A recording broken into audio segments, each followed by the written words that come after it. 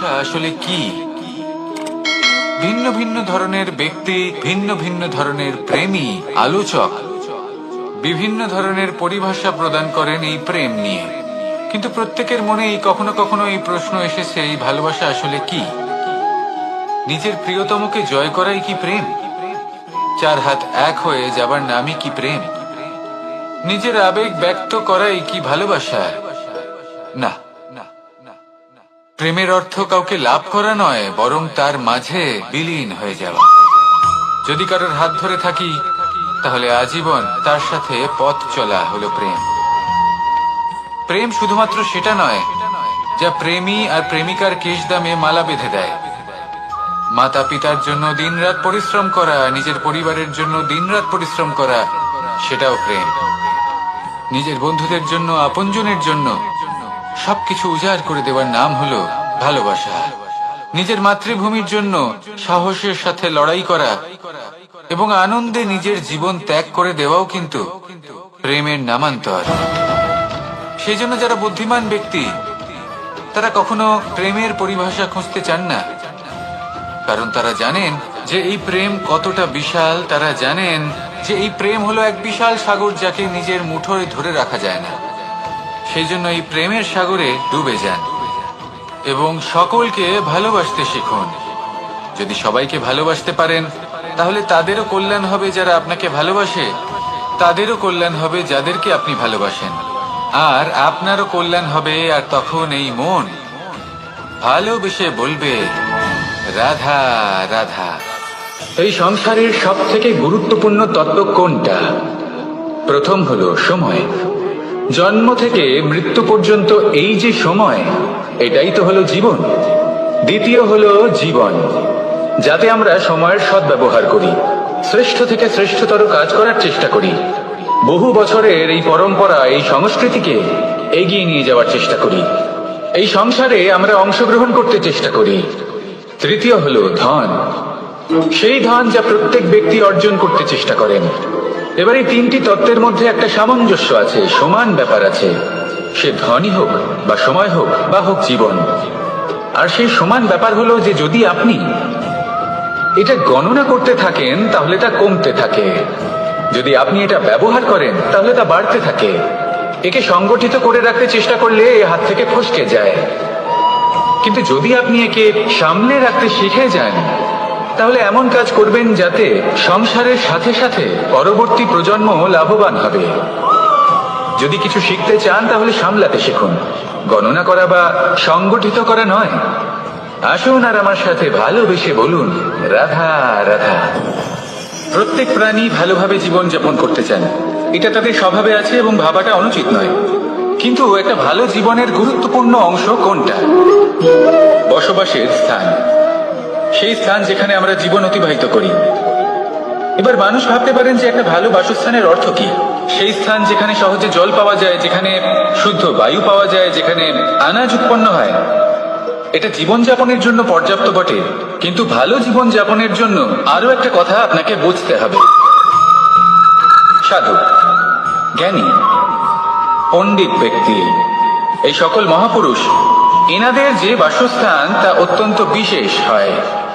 এখানে এক ধরনের বিশেষ ইতিবাচক শক্তি থাকে, এমন একটা স্থান যেখানে দেবতারাও বিচরণ করেন। জীবন আমরা সবাই যাপন করি, কিন্তু জীবনের উদ্দেশ্য শুধুমাত্র জীবন যাপন করা নয়। জীবনের উদ্দেশ্য হলো মুক্তি লাভ করা। আর এই সকল সাধু, জ্ঞানী, পণ্ডিত ব্যক্তি, এই সকল মহাপুরুষ আপনাকে মুক্তির পথে নিয়ে যেতে পারেন। কারণ এরা হলেন সেই মহাপুরুষ যারা নিজেদের অন্তরের বিকার, অহংকার, ক্রোধ, বিদ্বেষ, এই সকল দোষগুলিকে ত্যাগ করেছেন, এদের ওপর বিজয় লাভ করেছেন। এমনই একজন ব্যক্তি আপনাকে মুক্তির পথে নিয়ে যেতে পারে। প্রয়োজন হলো শুধুই এনাদের চিনতে পারা, এদের কথা বুঝতে পারা এবং এদের দেখানো পথে চলা। যদি আপনি এটা করতে পারেন, তাহলে এই মন প্রফুল্ল হয়ে বলবে, রাধা রাধা। সমস্ত মানুষের জীবন কিছুটা সমান হয়। মানুষ জন্মগ্রহণ করে, তারপর চলতে শেখে, জীবনে এগিয়ে চলে, বার্ধক্য লাভ করে, তারপর সমাপ্ত হয়ে যায়। কিন্তু সেই ব্যক্তিরা কারা যারা প্রকৃত অর্থে মনুষ্য জীবন যাপন করেন? এনারা হলেন সেই ব্যক্তি যারা পড়ে গেলেও আবার উঠে দাঁড়ানোর চেষ্টা করেন, নিজের ভেঙে পড়া অস্তিত্বকে আগলে নিয়ে আবার একটা আকার দেওয়ার চেষ্টা করেন, ভগ্ন আশাকে আবার একটা নতুন দিশা দেন। অসফল হওয়ার পরেও থামেন না, আবার এগোতে থাকেন। অসফল হওয়ার পরে যদি আপনি থেমে যান তাহলে সাফল্য আপনার সামনে অপেক্ষা করে, কিন্তু আপনি তা দেখতে পান না। তাই জীবনের সংঘর্ষে অংশগ্রহণ করতে শিখুন, জীবনের সংঘর্ষ থেকে পালাবেন না। আসুন আমার সাথে ভালোবেসে বলুন, রাধা রাধা। এই বৃহৎ বৃক্ষকে দেখুন, অত্যন্ত শক্তিশালী বৃক্ষ। এটা সবারই প্রিয়, তা সে ছোট হোক বা বড়, বৃদ্ধ হোক বা জোয়ান, সবাই ভালোবাসে এই বৃক্ষকে। আর সত্যি বলতে এই বৃক্ষ সবাইকে সেবা করে, সবাইকে ফল দান করে, সবাইকে ছায়া প্রদান করে। দূর থেকে দেখে মনে হয় এর কোনো পরিচর্যার প্রয়োজনই নেই, কিন্তু একজন কুশল মালী এইভাবে ভাবেন না। তিনি সময় অন্তরে খুব খুঁটিয়ে এই গাছ নিরীক্ষণ করেন, দেখতে থাকেন। যদি কোনো এমন শাখা থাকে যা রোগগ্রস্ত, তাহলে সেটা কেটে আলাদা করে দেন।